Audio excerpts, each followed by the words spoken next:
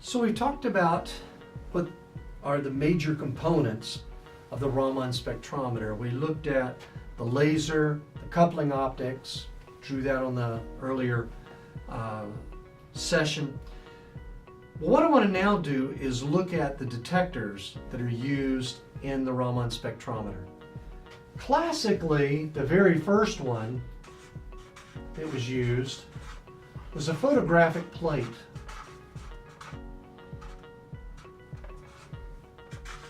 And the photographic plate is just that. It was a photographic plate or a piece of film.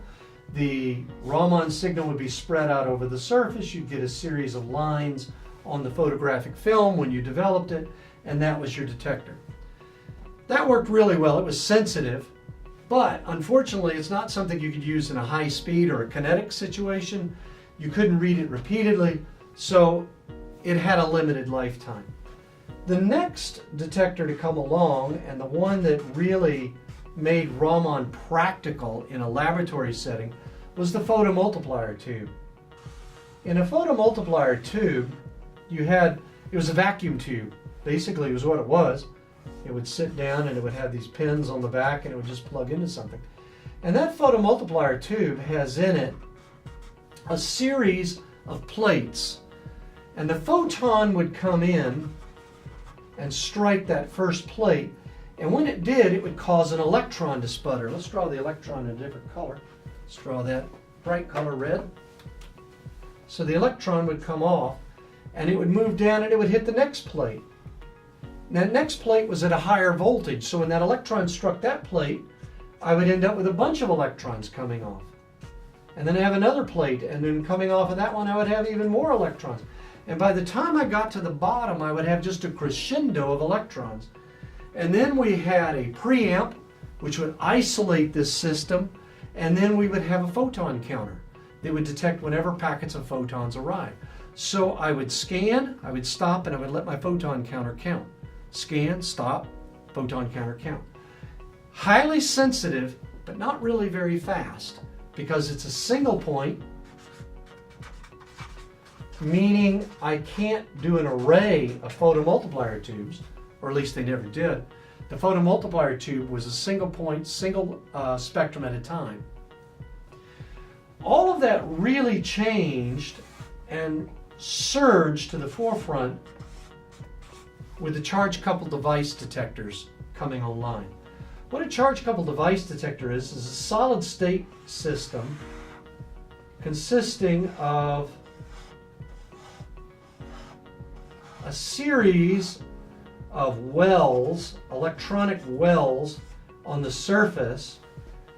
Not to get into the electronics of how any of this works or anything, but just we'll call them wells.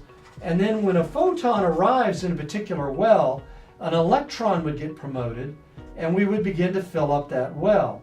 And if no electrons arrived, the well would just have a dark current, a low amount of signal, but then the wells would build up.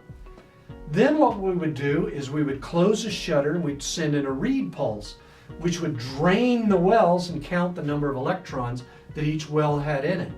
So each one of these would have a wire attached to it. That wire would drain the well, make sure it was ready to go for the next one, and then the cycle would repeat. So we'd have a shutter, open, shut, open, shut, open, shut, or something like that. In later iterations, you didn't have to have a shutter. You would just keep reading the CCD as you scanned. Okay, so this is a multi-channel detector, similar to the photographic plate. The light would spread out over the surface of the detector, give you multi-channel detection. Quite sensitive, quite good. It's basically the same thing that's in your cell phone camera, the CCD. Basically, but obviously a little more advanced, a little more sophisticated electronics behind it. A relatively newer development in the field are electron multiplied CCDs. Basically, this takes the idea of a photomultiplier tube where a single electron being promoted generates a crescendo, an electron multiplied charge-coupled device. So the electron, as it's boosted out of that first state into that well, generates a signal that then generates a crescendo of electrons down that channel, allowing a single channel to be very, very sensitive, but more importantly, to respond very quickly to low light levels. So as a low number of photons arrive, that low photon is then enhanced and given an increased signal level. There is some confusion in the field as to whether or not an EMCCD is inherently more sensitive than a CCD. The answer is it depends upon your experiment. If your experiment is a single point scanning experiment where you're going to scan, stop, and collect data over a single point, a CCD is perfect for that. The EMCCD is heavily used in high-speed imaging purposes. The EMCCD, by the nature of the way it works, is able to, as I said, collect that low light signal, amplify it, and then you can read it very quickly, allowing vendors to provide, as we do with our Thermo Scientific DXR XI imaging microscope, upwards of 600 or more spectra in 1 second.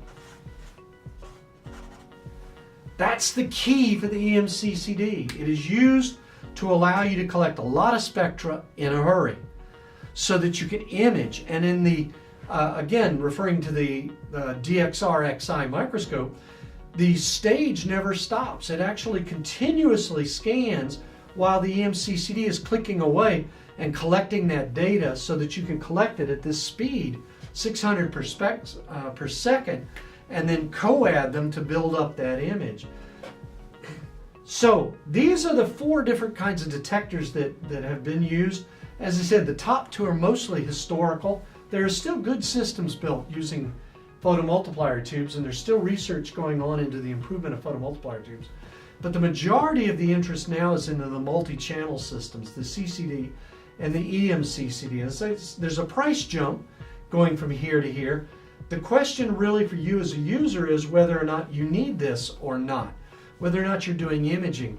If you're really interested in mapping, where you can get by with a slower speed, say 10, 20, 30 spectra a second, then the CCD is just fine. That's good enough.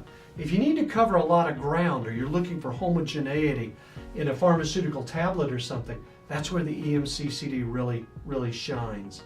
So, some idea of the detectors. So we've now covered the different lasers we have, all the different frequencies. We've talked about the filters.